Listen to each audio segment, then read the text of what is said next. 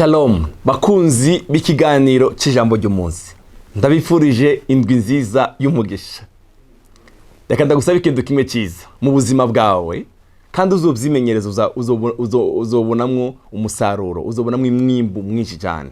Imenyereze kuvyuka mbere yuko wikonekta n'ibindi bintu byose, amatelefone yawe, amarezo sosiyo, ibiki banza wikonekta n'Imana, banza wikonekta n'ijambo ry'Imana. Imenyereze kuvyukira mu vyanditswe, imenyereze gusenga bene data by'ubuzima bwawe. Haleluya. Imenyereze kwatura amajambo meza mbere yuko uvyuka, mbere yuko ugenda mu kazi kawe, ukiri mu rugo rwawe. Haleluya. Bigushobokeye ukavyuka mu ijoro nka saa 9 saa 10, hano iri umunsi ubwire ijambo ry'Imana. Bene data, Imana iri nyuma y'ijambo ryayo kugira ngo irishitse. Menyereza guhanura umubiri wawe ubwire. Nimba rero n'ingeso ikugoye, yibwire, ubwire ico uri muri Kristo Yesu. Yesu aguhezagire. Nico gituma iminsi yose uzohora wumva ijambo ry'Imana muri 8, ugerageze kuryumva no kurisangiza abandi. Reka dusangire ijambo ry'uno munsi. Ijambo ry'uno munsi riravuga ngo, mbega birashoboka ko hoja kuri liste y'abakunzi b'Imana? Birashoboka ko hoja kuri liste ukaba umwe mu bantu Imana yishimira, yirata? Birakunda? Birashoboka neza kuba muri zo liste z'abantu b'Imana. Reka ndakubwira ibintu bitatu ntarabivuga. Reka somo uyu murongo wanditse mu gitabo cy'Itanguriro igice cya 18 umurongo wa 17, haravuga ngo, maze Uhoraho arivuganya ati, mbega Aburahamu no muhisha icyo ngira nkore? Aburahamu yari inshuti magara y'Imana. Imana iravuga ngo, mbega Aburahamu ko ari inshuti yanje, ko ari kuri liste y'abakunzi. Uyu mukunzi wanje ndamunyeka icyo ngira nkore. Haleluya. Iki gihe Aburahamu yari yakiriye abashitsi batatu bagiye i Sodoma kubaturira. Ababonye arabahamagara, arabagobera cyane ngo nibaza abazimana. Arabazimana, baramusigira n'isezerano wanashaka. Bagiye Aburahamu baramubwira icyo bagiye gukora. Aburahamu ngo agira ikiganiro n'Imana.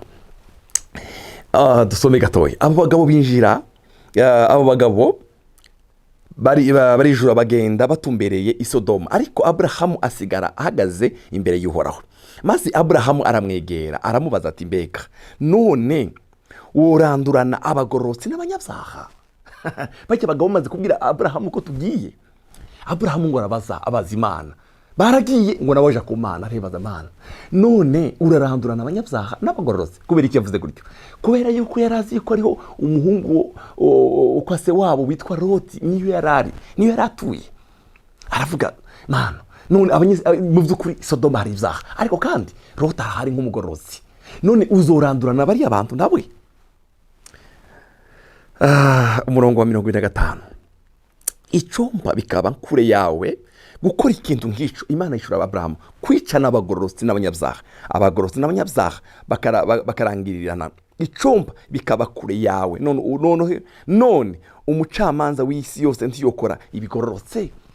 Bamaze, hari ikintu gikomeye cyane bano bantu b'i Sodoma bakoze. Loti ngo abonye bajya bashitsi, arabahamagara abazana mu rugo rwiwe. Abantu b'i Sodoma bashaka kuza kubica ngo kubonona. Loti arababwira ngo, mfite abakobwa banje bataramwitwa umugabo, reka ndababahe. Baravuga ngo yayi, babasukaho uruhumyi, bararabazunguruka inzu yose. Bukeye mu gitondo babwira Loti, genda mwe n'abakazana bawe n'abakuru bawe muve muri kino gisagara, kuko mu kandi kanya tugira tugiturire.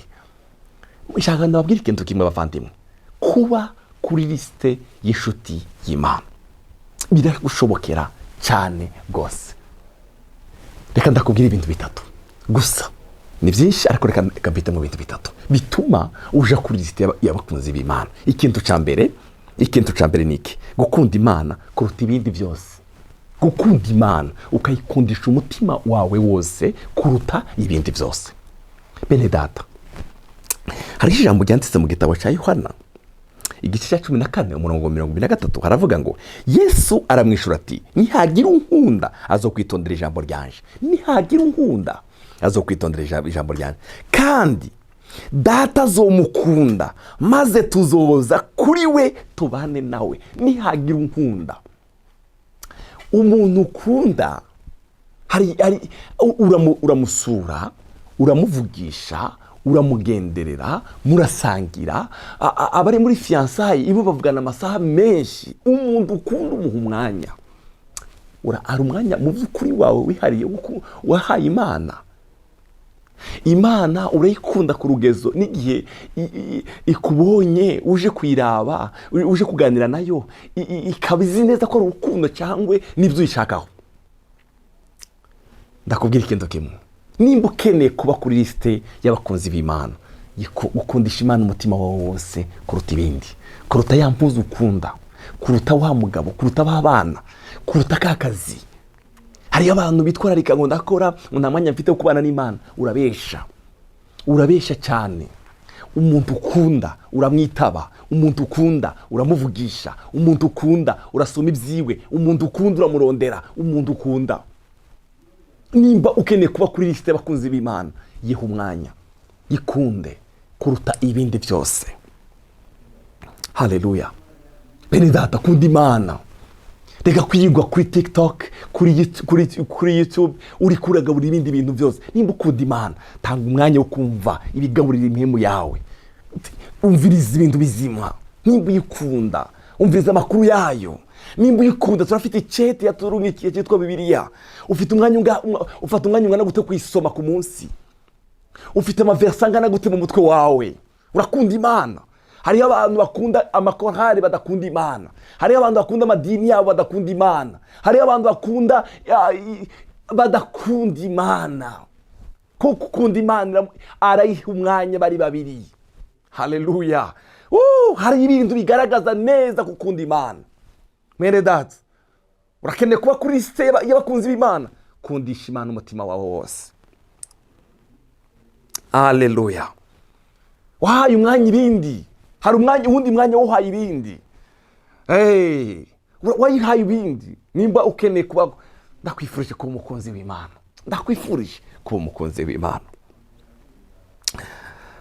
Haleluya. Ndakwifurije kuba umukunzi w'Imana. Ikintu cya kabiri gituma uja kuri lisite y'abakunzi b'Imana no gukiranuka, kuba umukiranutsi, gukora ibintu bizima, gukiranukira Imana, ibyo ukora uri wenyine, gukiranukira Imana, kuba umugororotsi w'Imana. Igitabo cy'Abaheburayo igice cya 1:9 aravuga ngo wakunze ukugororoka wankubugararije, nicyo cyatumye Imana niyo Mana yawe ikurobanuje amavuta y'umunezero ikakurutisha bagenzi bawe. Wakunze gukiranuka, kugororokera Imana, kiranukira Imana muvandimwe. Haleluya. Urifuza kuba inshuti y'Imana, urifuza kuba umukunzi, kiranukira Imana. Haleluya. Yobu yaravuze 27:6 aravuga ngo ukugororoka kwanje ndakugumije, ntaho nzokurekura, ndagumije ukugororoka kwanje. Yobu yahuye n'ibibazo bitangaje. Imana yigeze kwirata Yobu, ibaza Satani ngo umukiranutsi wanje witwa Yobu. Aramubwira ngo reka nibyo wamuhaye ubutunzi, wamuhaye abana, aravuga ngo ndabiguhaye. Abona Yobu aracyakiranuka Imana, ngo uhaye umubiri, umugore waramuhinduka. Yobu aravuga ngo ndakomeje kugoroka kwanje. Aravuga, hari umurongo nkunda yaravuze ngo umubiri wanje niwamara kubora, nzobona umwami wanje mfite ubundi mubiri. Haleluya. Bene data, ndakwifurije kugororokera Imana. Urudandazwa urimo, business yawe, kugororokera Imana. Reka kugendanisha amanyanga. Bene data, mugororotse. Urifuza kuba kuri lisite y'abakunzi b'Imana, gororokera Imana. Dusome mu gitabo cya Ezekiyeli igice cya 14. Mwumvirize abantu Imana yirase ko ari abakunzi bayo. Mwumvirize, haravuga ngo ati mwana w'umuntu, igihugu nicyakora icyaha kikancumurako, nanje nkagishingiriza ukuboko kwanje, nkavuna inkone yacu cishimikishe, niyo mu mutima wacu kakirekuriramo inzara, kakiranduramwo abantu n'ibitungano, naho coba kirimwo Nowa, abantu Imana yirase, Daniyeli na Yobu, abo ko ari batatu, ukugororoka kwabo kokiza ayabo magara gusa, ni ku mwami uhora bageze. Igihugu n'icyaba kirimo abagororotsi. Nowa Imana yabwiye ngo yubake ubwato inguge, nta mvura ihari, bazazicitwa imvura, agororokera Imana yubaha. Daniyeli ari umunyamahanga, baramutese, baramujanye i Babuloni, agororokera Imana. Yobu, aba ni abantu Imana yirasi. Icyo gihugu abo nyine bokiza amagara yabo. Ndakwifurije kugororokera Imana, ndakwifurije kugororokera Imana. Icya gatatu gituma uja kuri site bakunzi b'Imana ni ukwizera Imana, ukayizera Imana ukwiri, ukayigira icyizere. Mu gitabo cya Yakobo igice cya 2:23 haravuga ngo kandi cyanditswe kirashika kivuga ngo Abrahamu yizera Imana ibi umuharura ko kugororoka, kandi yitwa umukunzi w'Imana. Abrahamu yitwa iki? Umukunzi w'Imana. Abrahamu yari yizeye Imana, yari yizeye Imana. Mperutse guhishurirwa umurongo washimishe mu gitabo cy'Itanguriro 22. Bene data, kwizera Imana ukayizera. 22:2 iramubwira iti jana umwana wawe w'ikinege ukunda Isaka nyene, uje mu gihugu cy'Imoriya, umutangeyo mu ikimazi cyo koswa ku musozi nzokubarira. Umwana yaronse Abrahamu afite imyaka 100 irenga, Sara imyaka 90, umwana arakuze, Imana iramugenza kumutanga. Turabura ukuntu nkunda, ndebe ngene myizera. Abrahamu arahaguruka afata umuhungu wiwe Isaka, ntiyabwira nyina ngo tugiye gusenga, asha kumutanga. Umvirize umurongo ukurikira. Abrahamu azinduka kare mu gatondo, ashira amatandiko ku ndogoba yiwe, ajana na 2 bo mu mikangara yiwe na Isaka umwana wiwe, nuko asatura inkwi zo kosa ikimazi, ava hasi aja ahantu Imana yamubariye. Ku munsi ugira 3 Abrahamu atuma amaso abona aho hantu hakiri kure. Umurongo wa 5 nero warashimishije. Nuko Abrahamu abwira iyo mikangara yiwe ati, nimusigare hano, musigarane iyi ndogoba hano, twe n'uyu mwana tugiye hariya gusenga, turaheza tugaruke. Yaragiye kumutanga, ariko yatura ijambo rivuga ngo turagiye n'uriya mwana gusenga, turaheza tugaruke. Turaheza tugaruke. Bavandimwe, ndakwifurije kwizera Imana. Mu gitabo cy'Abaheburayo igice cya 11:17 haravuga ngo ukwizera niko kwatumye Abrahamu atanga Isaka ngo kimazi, hamwe yagezwa. Hari igihe tugezwa, hari igihe uhura n'ikibazo cyo kugeza ngo irabe urukundo ukunda Imana, irabe ngene uvuga mu kibazo, irabe ngene watuba amajambo mu ngorane, uvuga ngo turi mu kibazo. Umva, ukwizera niko kwatumye Abrahamu atanga Isaka ngo kimazi, hamwe yagezwa. Mbere uwari yarakiranye igishika amasezerano, yariko atanga kwikimazi umwana we w'ikinege. Uwo yari yabariwe ibyiwe ngo kuri Isaka niho urubyaro rwawe ruzokwitirirwa. Umva ibrongo, kuko yishimiye yuko Imana ishobora no kuzura abapfuye, nicyo cyatumye amugarurirwa kuzutse. Amen. Isaka Imana yamugaruriye nkuzutse. Kwizera Imana. Bavandimwe, urifuza kuba kuri site bakunzi b'Imana, girira Imana icyizere. Girira Imana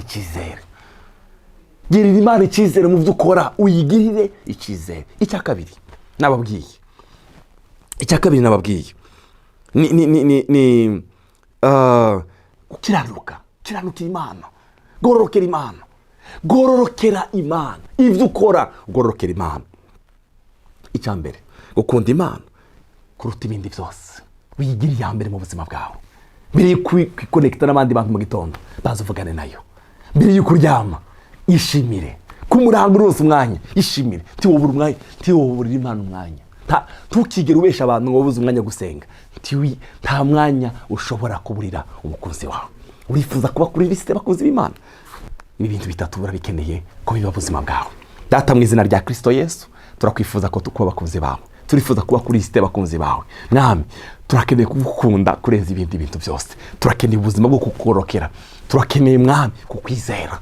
Turakeneye kukwizera. Ibi bintu bitatu bibe ubuzima bwacu. Bibe bimwe biranga ubuzima bwacu. Urakoze cyane. Iyi ndwi izotubera indwi y'umugisha mwami, uzoduheze kugukunda, uzaduhe kugukunda Mana, uzoturonkera umwanya mu buzima bwacu, tuzagira umwanya wawe. Urakoze cyane. Icyubahiro kibi cyawe mu izina rya Yesu, amen.